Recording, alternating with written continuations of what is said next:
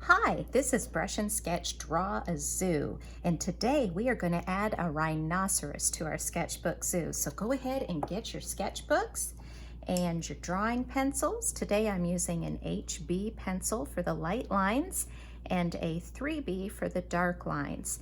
Now, of course, if you just have one pencil, that'll work too. Let's start with drawing some shapes because we all know that shapes are what make up pictures. We're going to start with a large oval. An oval is kind of a circle that's a little bit squashed. And we're going to put that right in the middle of our paper. At the top of the oval, I'm going to add a little dip. So I'm going to come down like that and back up. See how I just kind of put a little bit of a dip right at the very top there. Great job. Okay, now we have a few circles to draw. So remember, if I go too fast, you can always pause the video so that you can catch up. The first circle is going to start right here where I started the dip in our first oval. And I'm going to draw it right there like that. I guess it's about the size of a quarter. The next circle is going to overlap this first circle, and it's going to be a little bit bigger than this one. And I'm going to draw it right here, just like that. Great job. Now I'm going to draw two little circles that are kind of floating above this first one that we drew. The first one right here, and the second one right there. Okay, the next circle we're going to draw is right here, touching this bigger circle. So it's going to go right like that. And then right above it, I'm going to do one more circle, just like that. Kind of overlaps that one as well. Great job.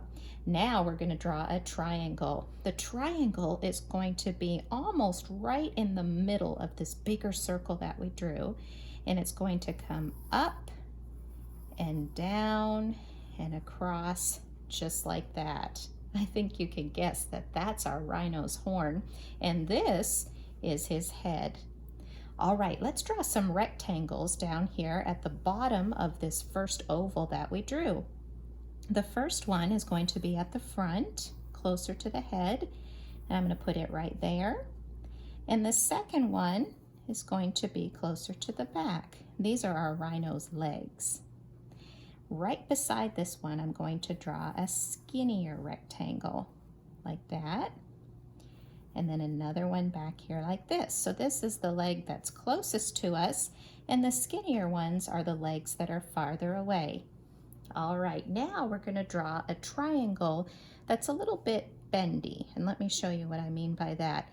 At the very back of this oval that we drew, I'm going to bring a line like this, and then I'm going to curve it down, and then at a point, bring it to a point, and then come back like that. So I guess it's like a triangle that we kind of bent that way. All right, now let's get our dark pencils and finish up our drawing. We're going to start with this little circle that I put up here, and I'm going to come around the side of it, and then I'm going to draw kind of a bended line right down to this circle, or the head of our rhino. See how I did that? Just connected it. And then I'll do the same thing on the other side. Again, just curving it in a tiny bit as it comes down. And let's do the same thing to this one here. We're going to curve it in to the head, and again, curve it into the head. Now those are our rhino's ears. All right, let's do his eyes right now. I'm going to start with this circle that's closest to the horn, and I'm going to start right where it hit this one, and we're going to come around, and when I hit the bigger circle, stop. Now this one, I'm going to trace the whole thing. I'm going to come around and do the entire circle like that. Good job. Okay, let's trace the rhino's head now. I'm going to come down. I'm going to start at this side of the ear, and I'm going to come down until I hit the bigger circle. And then, this is kind of tricky, so watch carefully. See where this eye is, the one that I went all the way around? I'm going to follow the circle until I get to the horn, just like that, till I get to that triangle. And then I'm going to kind of skip over the triangle and start up with my pencil again on the other side of it. And I'm going to come all the way down around the bottom. And I'm going to make my line go into the circle a little bit like that for a smile. You've done that before if you've had one of these videos, so you know what to do there. All right, let's start where that smile went in, and we'll finish off until we get to this circle, and then I'm going to go just a little bit beyond and stop. Not all the way up to the eye, but stop about right there. Okay, let's finish going around the head. We're going to come up here, and I'm going to go straight through here and stop as soon as I get to that ear, like that. Great job. That was tricky, and if you got that, great. Good for you. All right, let's trace the rhino's horn now. When I trace this triangle, I'm going to bend my line just a little bit, just to kind of have it curve like that, and then curve back down again. And then this line underneath it, I'm going to make it just a tiny bit longer so it sticks out. All right, now we've got some dots. We need dots for our rhino's eyes, like that. And then we need dots for the rhino's nose, right underneath the horn, like that. Great job. Okay, in the middle of the ears, let's start right in the middle of this space and draw a line that comes up and curves. And we'll do the same thing over here. Comes up and curves like that. And that just makes the rhino's ears look like he's listening. All right, time to do the rhino body. Now, rhinos have great big, thick, wrinkly skin. And so we're going to make this rhino look like he has big, thick, wrinkly skin too. And I'm going to do that by first doing the front part of his body. I'm going to start where my bended line comes down. And then when I get right to the bottom part, I'm going to stop. And I'm going to kind of make a curve and go all the way down the middle of my rhino, right till I get to the bottom where his tummy is. And then I'm going to make another curve coming back, so it almost looks like he has a blanket over top of him. Kind of make the line bendy, and then have it go right up to his mouth like that.